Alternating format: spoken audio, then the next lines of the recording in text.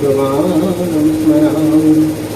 श्रीमानरसरसरं विवंशी वरतरस्थितं कर्शनो विनुसरयितो गोपीनाथस्य स्थितं तप्तकञ्चन गौरङ्गिनी राधे वृन्दावनेश्वरी वृषभानुसुतं देवी तं प्रणमामि हरिप्रिये। गोविन्दनन्दिनी राधे गोविन्दमनमोहिनी गोविन्द सर्वस्व सर्वकान्ता शिरोमणि। नारायणं नमस्कृत्यं नरं चैव नरोत्तमं देवीं सरस्वतीं व्यासं ततो जयं दीर्घयेम। वृन्दावै तुलसीदेव वै प्यावै केशवस्य च कृष्णभक्तिपदे देवी सत्यव्रते नमो नमः।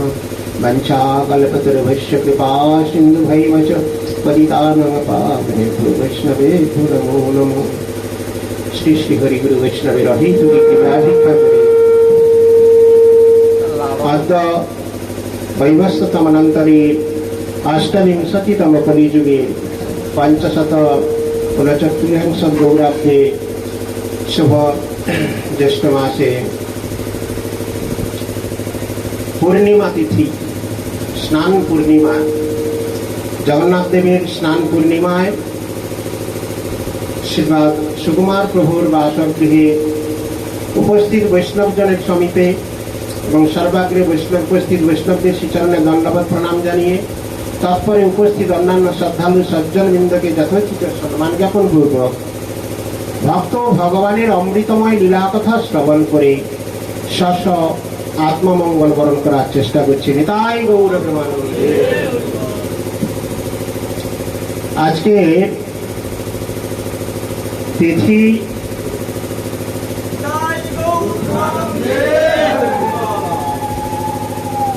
স্নান যাত্রা দেব স্নান। আজকে জগন্নাথ দেবের স্নান অর্থাৎ দেব স্নান। তাছাড়া শ্রীধর পণ্ডিতের তিরোভাব তিথি, মুকুন্দ দত্ত ঠাকুরের তিরোভাব তিথি, আর গৌড়ীয় গগনে গৌড়ীয় জগতে পূর্বতন আচার্য নিত্যলীলা প্রবিষ্ট বিষ্ণুপাদ পরমহংসস্তু তদ শতশ্রী শ্রীমদ ভক্তি শ্রী ভাগবত গোস্বামী মহারাজের শুভ আবির্ভাব তিথি। অতএব এত সুবৃহৎ তিথি সম্পূর্ণ আজকের দিন, কিন্তু আমাদের কাছে বড় সময় অভাব। কারণ এই কথা শ্রবণ করতে আরম্ভ করতে যাচ্ছি বেলা অতিক্রান্ত হয়ে যাচ্ছে। 9:30 থেকে আরম্ভ হয়ে গিয়েছে। ভক্তরা শ্রদ্ধাঞ্জলি পাঠ করেছেন, গুরুদেবের কিভাবে কৃপা লাভ করেছেন, গুরুদেবের কে কিভাবে সান্নিধ্য লাভ করেছেন, সেই বিষয়ে বিস্তারিত গুরু মহিমা আমরা এতক্ষণ ধরে এক একজন ভক্তের কাছ থেকে শ্রবণ করেছিলাম। ভক্তদের তার যে অনুভূতি, তেনারা পারমার্থিক জীবনে এসে কতটা উন্নতি সাধন হয়েছে, কিভাবে গুরু কৃপা লাভ করেছেন, সেই বিষয়ে বিস্তারিতভাবে বর্ণনা করলেন। তার দ্বারা গুরুদেবের কাছে শ্রদ্ধাঞ্জলি জ্ঞাপন করলেন। কারণ গৌড়ীয় শিক্ষা অনেকের মধ্যে দেখলাম, আমি বড় দুর্ভাগ্য যেই গুরুদেবের কাছে দীক্ষা নিতে পারিনি, এরকমভাবে অনেকেই ব্যাখ্যা করলেন। কিন্তু আমাদের একটা কথা মনে রাখতে হবে, আমরা আমনায় ধারায় এসেছি। আমনায় ধারার প্রাকৃত অর্থ যদি আমরা অবগত হই, তাহলে যিনি বর্তমান আচার্য গুরু গোস্বামী, ইনি প্রভুপাদ, ইনি গুরু মহারাজ, ইনি ভাগবত মহারাজ, ইনি পরিব্রাজক মহারাজ। নিতাই গৌর প্রেমানন্দে। এই শিক্ষা গুরুবর্গগণ আমাদেরকে শিক্ষা দিয়েছেন। অতএব আচার্য আমনায় ধারা কথার অর্থ,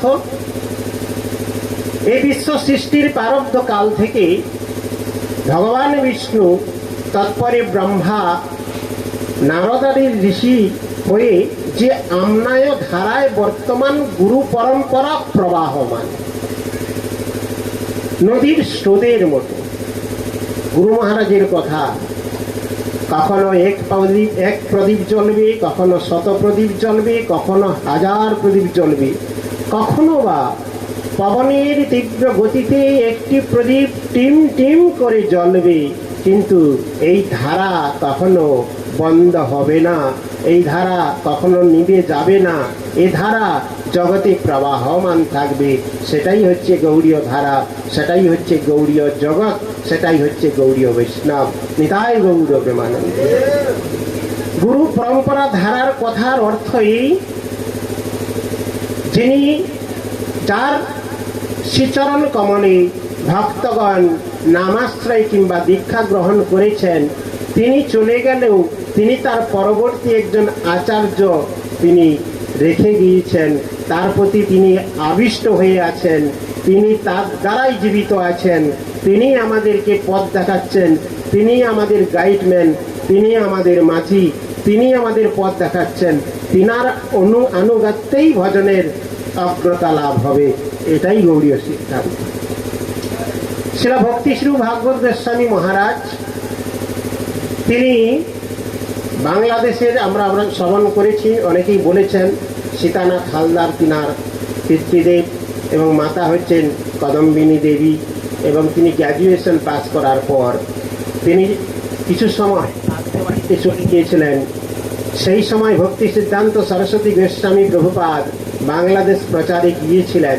এক বন্ধুর মাধ্যমে গুরু মহারাজ ভাগবত মহারাজ শ্রবণ করলেন যে তুমি তো ছিলে না, তুমি তো খুব ভাগবত কথার প্রেয়সী, তুমি নিষ্ঠা সহকারে গৌড়ীয় জগৎ বা বৈষ্ণব জগৎকে ভালোবাসো, সেই জায়গায় থাকো, কিন্তু এই গৌড়ীয় জগতের মহাপুরুষ এসেছিলেন, অতএব তুমি না থাকা অবস্থায় তিনি যেন ভাগবতের কথা গদগদ স্বরে প্রেমস্বরে বর্ণনা করেছেন। সেই ভক্তি সিদ্ধান্ত সরস্বতী গোস্বামী প্রভুপাদের কথা ছিল ভাগবত মহারাজ প্রথম ভাগবত মহারাজের যখন পূর্বাশ্রম বাড়িতে ছিলেন, তখন তার নাম ছিল রূপলাল হালদার। অতএব তিনি তার বন্ধুর মুখ থেকে শ্রবণ করে তখনই প্রভুপাদের দর্শনের ইচ্ছা লালয়িত হলেন। পরবর্তীতে তিনি কাশী ধামে গিয়েছিলেন, বেনারসে। বেনারসে প্রথম ভক্তি সিদ্ধান্ত সরস্বতী গোস্বামী প্রভুপাদের সাক্ষাৎ লাভ, দর্শন লাভ হলো। সেই দর্শন লাভ হওয়ার পর কথোপকথন করে তিনি গ্র্যাজুয়েশন কমপ্লিট করার পর তিনি পুনরায় শিলা ভক্তি সিদ্ধান্ত সরস্বতী গোস্বামী প্রভুপাদের কাছে এলেন। তিনি প্রথম হরিনাম দীক্ষা হয়েছিল গয়াতে। শিলা ভাগবত মহারাজের হরিনাম দীক্ষা গয়া মঠে হয়েছিলেন। সেই গয়া মঠে হরিনাম দীক্ষা হওয়ার পর গয়া মঠেরই দায়িত্বে দিলেন শিলা ভক্তি সিদ্ধান্ত সরস্বতী গোস্বামী প্রভুপাদ। তো সেই ভাগবত মহারাজ বিস্তারিত ব্যাখ্যায় গুরু মহিমা অনেকেই বলছেন, আমি জাস্ট একটু কথাই বলছি। তো ভাগবত মহারাজ তিনি দীক্ষা হওয়ার পর তিনার নাম হয়েছিলেন রূপবিলাস দাস ব্রহ্মচারী। তা তারপর তিনি মঠে ছিলেন, একান্তভাবে ভগবানের সেবা করলেন। কিন্তু প্রভুপাদ যখন অন্তর্ধান করলেন বাগবাজারে, তারপরে গদ্রুম ধামে সমস্ত আমাদের সন্ন্যাসী ব্রহ্মচারীবৃন্দের দ্বারা হলেন, পরবর্তী আচার্য হলেন অনন্ত বাসুদেব প্রভু ভক্তিপ্রসাদ পুরী গোস্বামী ঠাকুর। তো ভক্তিপ্রসাদ পুরী গোস্বামী ঠাকুরের পর কিছুদিনের জন্য ভক্তি প্রদীপ তীর্থ গোস্বামী মহারাজ যখন আচার্য হয়েছিলেন, সেই সময় আমার ভক্তি শ্রী ভাগবত মহারাজ, তখন তো তিনি সন্ন্যাস হয়নি, কিন্তু তিনি তখন সম্পাদক সেক্রেটারি হন। কিন্তু গুরু মহারাজ ভক্তি কেবল উল্লয় মহারাজ 30 বছর আচার্যকাল তিনি সম্পাদক ছিলেন ভাগবত মহারাজ। আর পরে গুরু মহারাজের কাছেই তিনার সন্ন্যাস নাম হয়েছিল ভক্তি শ্রী ভাগবত গোস্বামী মহারাজ। তিনি মঠ মন্দির আদি নবায়মানভাবে চতুর্দিকে তিনি প্রচুর প্রচার করেছেন, মেদিনীপুরেও প্রচার করেছেন, মেদিনীপুর যে বিস্ফোরণ নাটকগানা এগুলো। এবং পরবর্তীতে তিনার গুরু মহারাজের অপ্রকটের পর তিনি আচার্য লীলা করলেন 11 বৎসর। 1992 সালে 91-92 সাল, তখনই ভাগবত মহারাজের খুব ইচ্ছা ছিল ভক্তি সিদ্ধান্ত সরস্বতী গোস্বামী প্রভুপাদের যে বোম্বে যে মঠ ছিল, সেই মঠের বিগ্রহগুলো বিগ্রহের সেবা পূজা ভাড়া মঠে ছিল, সেটাকে নিজস্ব মন্দির বানানোর জন্য খুব প্রচেষ্টা করে বান্দ্রাতে জায়গা কিনলেন বোম্বে। আর সেই জায়গায়